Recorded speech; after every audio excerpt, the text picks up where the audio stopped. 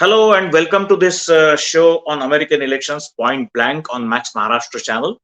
And as usual, today we are going to discuss American elections with our friend in United States of America, Ravindra Marathe. Ravi, welcome to this show. And Thank you. after some gap, we have been able to catch up with you today. And so many things have happened in between uh, as far as your American elections are concerned.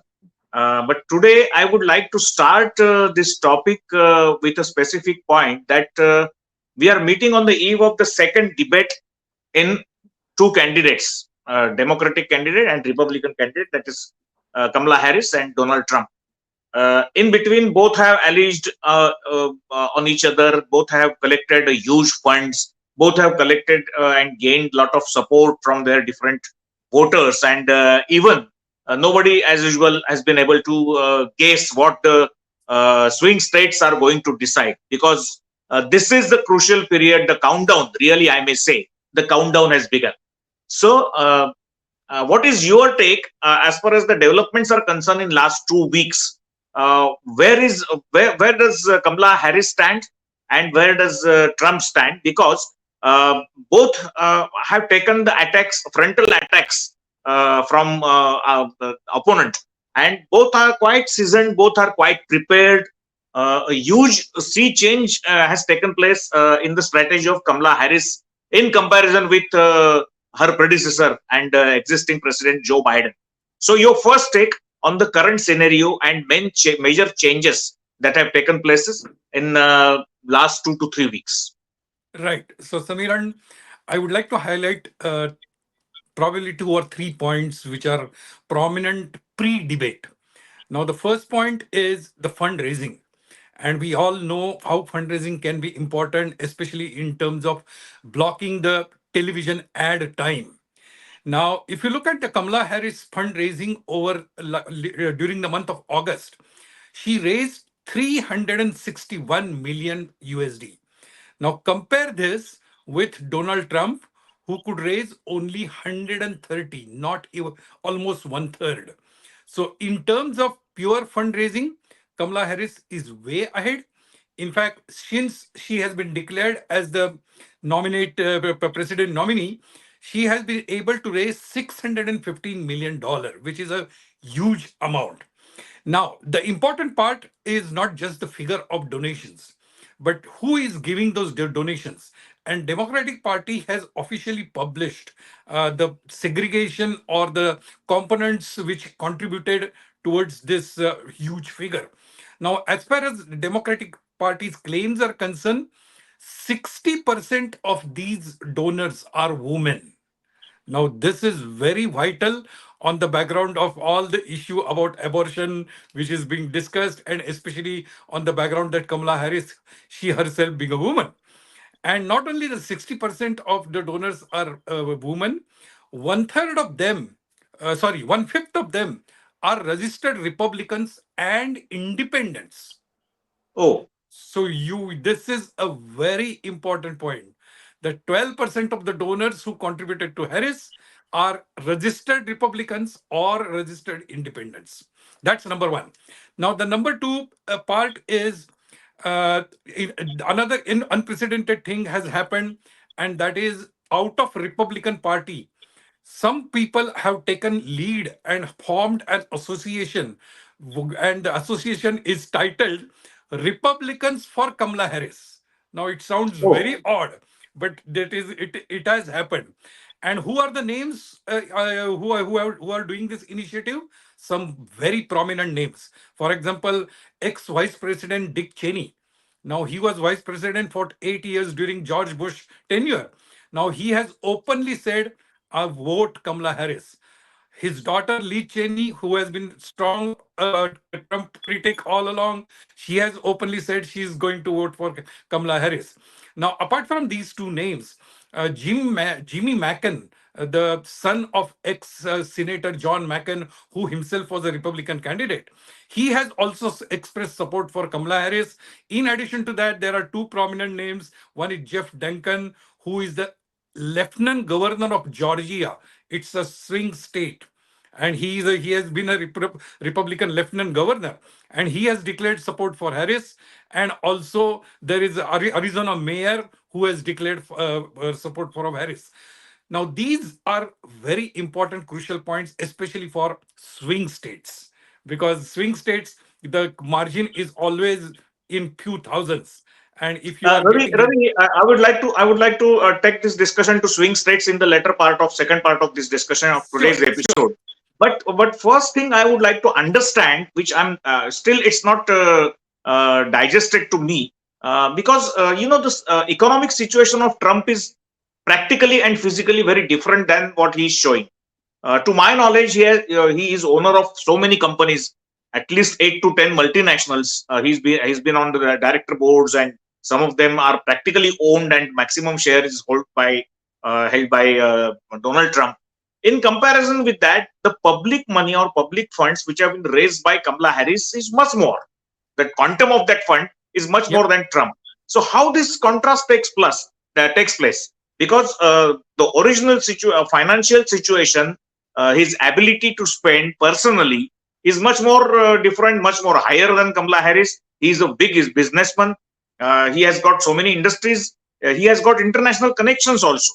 So, how one should watch or see or opine on this? Right. Now, Trump's rich background is something which needs to be probed on, or which needs one needs to look at it very carefully.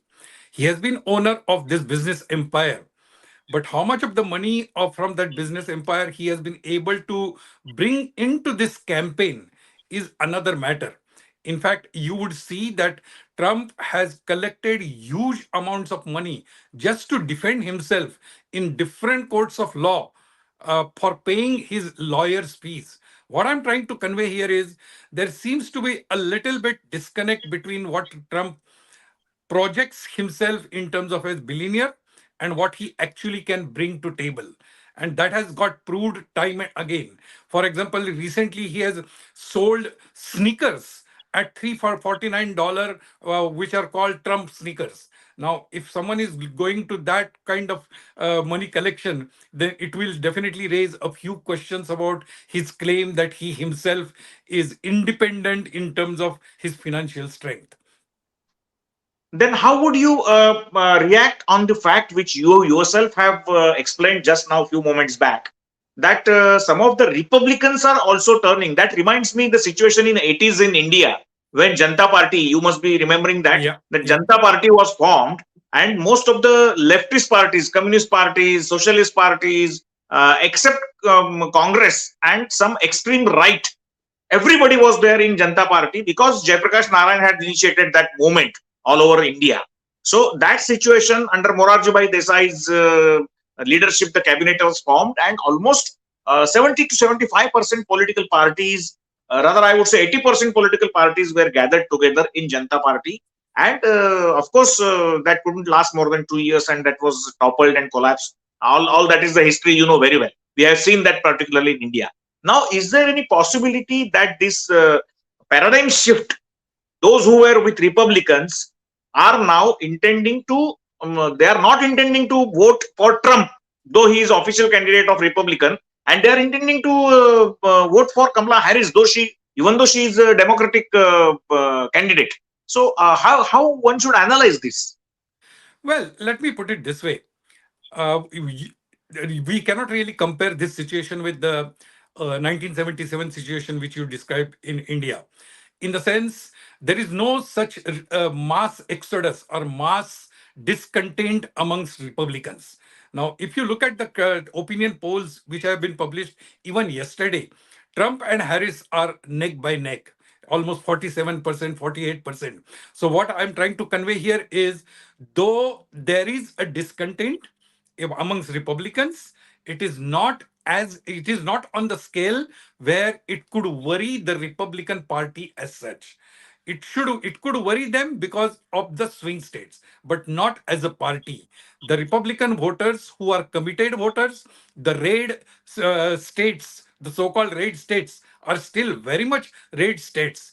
In fact, it would be an interesting thing for you to know. We call it as a we call this as a democracy, and we call it as an election.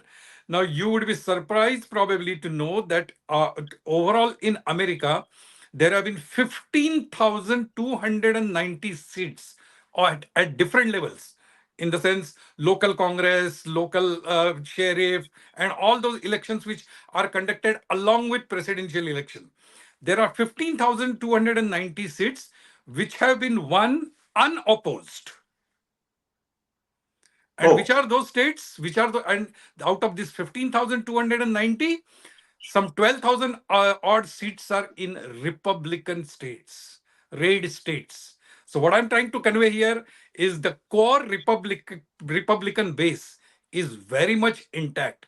It has nothing to do with what's happening otherwise in terms of what Dick Cheney is saying or Liz Cheney is saying. Ravi, another point I would like to draw your attention on is the change in image. Earlier, Kamala Harris was compared with Trump's experience. He was once president of United States of America. He's a successful businessman. And in comparison, Kamala Harris is just more than 25, 26 years executive experience. He was part and parcel of so many committees and then members on some high power committees. She was drafting the bills for the government. Then she was advocate, a very successful advocate. So do you see any change in her image in the minds of people of America? I would put it this way. She has image which has been sort of a consistent and constant image. She is being looked upon as a president by the American population. She has her own flaws, but overall, her experience in Congress, her experience is definitely respected. So, in that sense, I don't see any much change. The issue over here is about the policies, and what people are talking about is either non clarity about the issues, about the policies at Kamala Harris end, or they are talking about the flip flop. Now, if we are talking about the debate which is coming up in next 2 days, one of the important things which we need to watch is Trump's attack on Kamala Harris for flip flop of her policies. Now, Kamala Harris on record had changed her policies on four important points. One is immigration. In last election, she said that building a wall at Mexico border is sort of a foolishness. And now she is saying no. Now I have changed after 4 years of vice president experience as vice president, and after seeing the immigration problem, I understand the importance of border wall. Then another important factor which is again affecting the swing state is fracking. Now, fracking is the new methodology of extracting the natural gas. Now, probably you would know that Pennsylvania is the second largest state in United States after Texas with natural gas reserves. And Pennsylvania, ordinary people, farmers, land they are into fracking because that is getting them fantastic money. Now, Kamala Harris was talked about total ban on fracking. Now, that Hmm. was something complete no for Pennsylvania. But now she changed her mind and she says, okay, I'm okay for fracking, but I would prefer more clean energy sources. So she has again changed her stance. So what I'm trying to convey here is this change of stance about some different items, different policies, that's going to be an important point which Trump is going to bring up during this debate. So But Ravi, Trump, so what? So what? If she changes the policy, so what? Because if it is till the moment it is, if it is in the better interest of United States of America, if it is in the better interest of the society and public at large, she must have gathered some another experience in her tenure as a vice president, and she must have changed some policies which Biden could not have changed because due to some pressures or internal party pressures or some business lobby pressures or something else. So I don't see any there shouldn't be any problem as far as her image is concerned. But the way the legal things have taken place against Trump, and so many legal suits are pending. The results and verdicts are pending, and he may be punished than more than expectation of the people. And anything serious damage can happen if he is punished. And in future, the question lies in the minds of citizen of United States, that if our would-be president is convicted and is punished, then what would be his image and what would the future of the country? So, what is the situation about Trump? Right. Now, first, let me answer your question, your statement about how does it matter if she changes her positions. Yes, I agree that if you look at it from a matured point of view, you can say that she changed her mind after gathering more details, more insight, and after studying the issue. But Trump is going to he's taking a different stance. He is saying that look, she is incompetent. That's why she had these originally wrong opinions. And he's saying that today she is changing her positions about fracking or the other issues. But tomorrow, what happens if she starts changing her thought process about international relations? Because she may end up taking a wrong decision, and then after some few years, she may say, "I am wrong. I'm changing my policy." So Trump is harping on that aspect, that she is immature, she's incompetent, and that's why she is changing her policies. But She's talking. Ravi, tell me one thing. Trump is moreover looking confused in his policy to face the debate, to face people at large.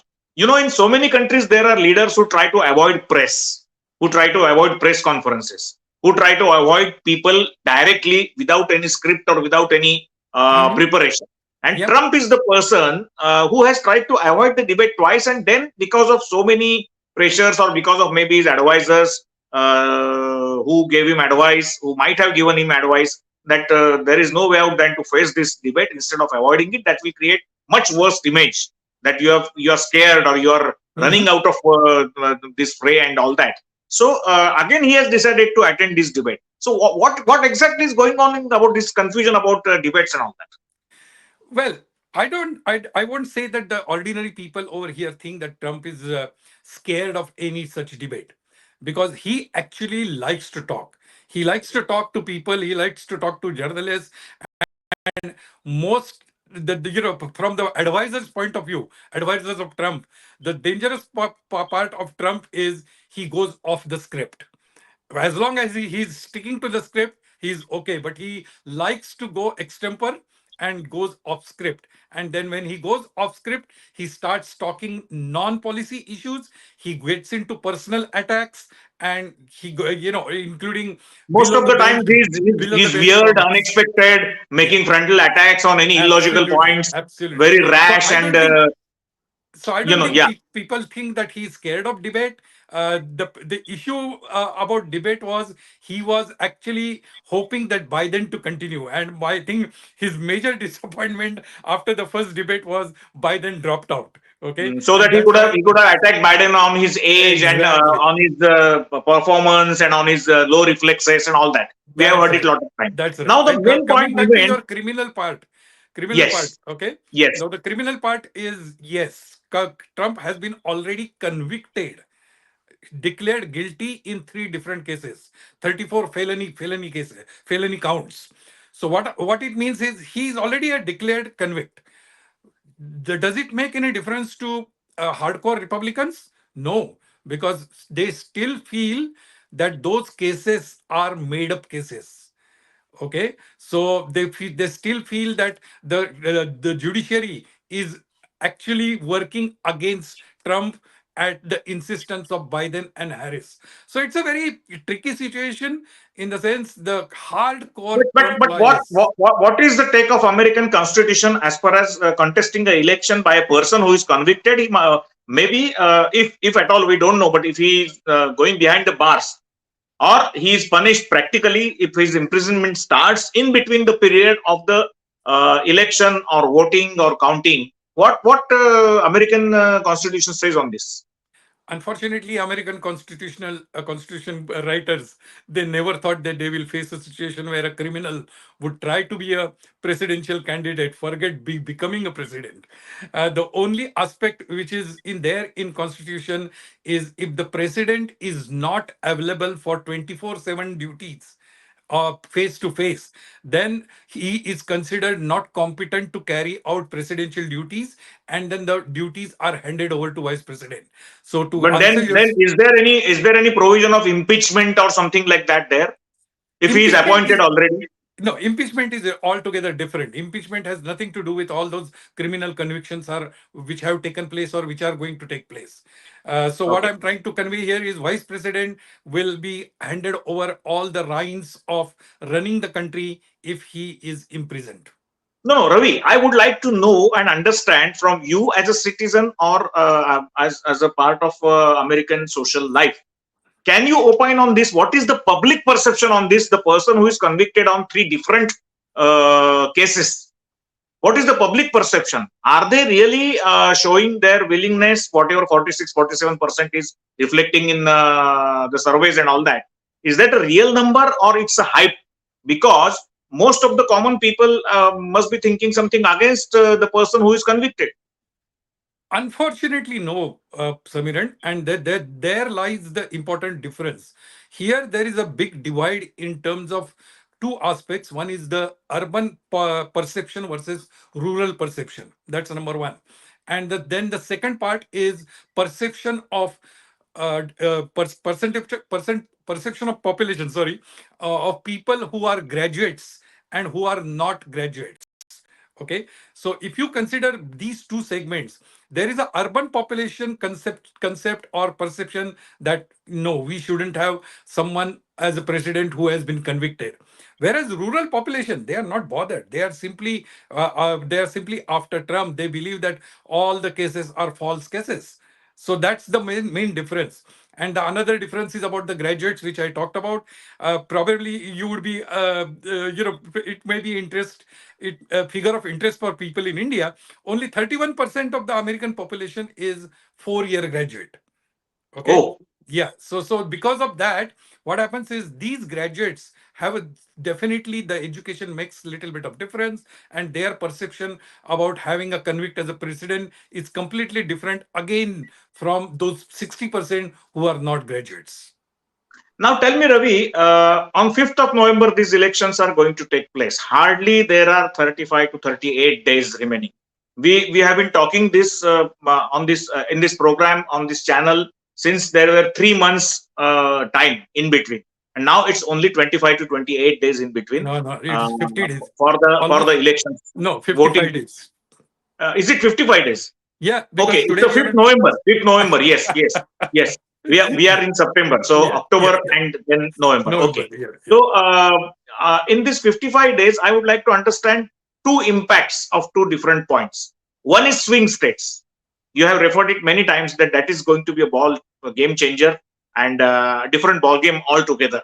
And second one is about tomorrow's debate. So let us take the first point. That is, we have hardly 4 to 5 minutes remaining, Ravi, for this episode. So first, you talk about swing states. Right. Now, the swing states, I don't need to repeat the names of the 7 states which are swing states. No, the As things, current scenario in yeah, swing states. as things stand today, out of 7, 4 swing states are tied. Both are 48% or 47%. 3 states are such where Harris is leading hardly by 1 percentage point or 2 percentage points.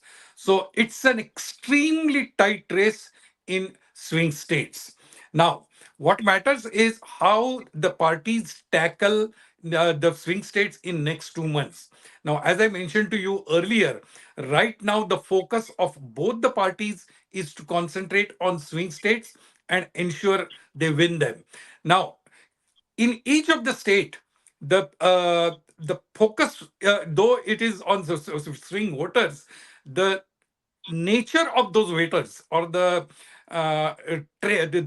qualities of those voters or traits of those voters are different. For example, Pennsylvania, the focus is on all the graduates who are likely to vote for Harris. So the Democrats are concentrating on graduates, and Democrats are concentrating on two important big cities in Pennsylvania.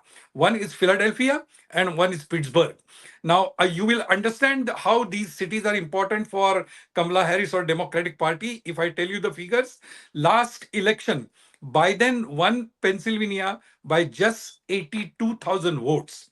Now, Oh, if you consider 82,000 votes as a margin of victory, Pittsburgh as a city itself gave Biden a margin of 130,000. More oh, importantly, Philadelphia gave a margin of 470,000. So if you consider Pittsburgh and Philadelphia together, these two cities gave a margin of 600,000, 6 lakh votes to Democratic Party. right. And finally, Democratic Party won by only 82,000. So what I'm trying to convey here is, over here in Pennsylvania, the focus is on this urban segment, urban Okay. voters. Ravi, I'm sorry, but we have got very little time to speak on. Hmm? As per your figures in earlier episodes you have given, out of 36 crore voters of America, hardly 1.8 or 1.9 million are Indians. And we 2.4, have been 2.4. hearing last 2 weeks that I mean the news, as per the news which is coming in last 2 to 3 weeks in so many social medias and print medias and all that, that most of the part of the Indians are supporting Trump. Is that true? Is it a fact or it's a fake and hype news?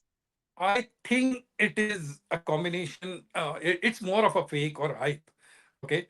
And it boils down to social media, and it boils down to second aspect, which is Trump's so-called association with our Prime Minister Modi. So there Hmm. has been that element of Modi supporters who think that Trump is their candidate, and obviously there is a hype carried around that. But if you, I mean, take the case of Pittsburgh. Pittsburgh is, there is huge Indian population. If Indians are for Trump, how would Pittsburgh give a lead of 130,000 to Democratic Party? I mean, this Certainly, is just one certainly. example. Yes, Ravi. Ravi, we are waiting for tomorrow's debate. It's just knocking on the door. And let me inform our viewers that we are going to talk to Ravi on the next in next few hours after the debate takes place, because as per Indian Standard Time, the debate is going to take place on 10th, and we are going to meet with Ravi for speaking on that debate and getting his reactions and the current scenario there over in United States of America on 11th Indian Standard Time, 11th 5 p.m. So Ravi, I hope we'll be able to catch you up at that time. Please spare some time for us. And for this episode, Ravi, let us stop here because our Sure, time is over. And sure, sure. in the next episode, we'll meet on 11th Indian Standard Time, 5 o'clock. Thanks for joining for this discussion. Very important, vital, and a very important discussion for Indians as well as our Indian staying in United States also. So Thank you. thanks, viewers, for watching this. Let's meet on 11th at 5 o'clock. Yeah, Thanks. thank you.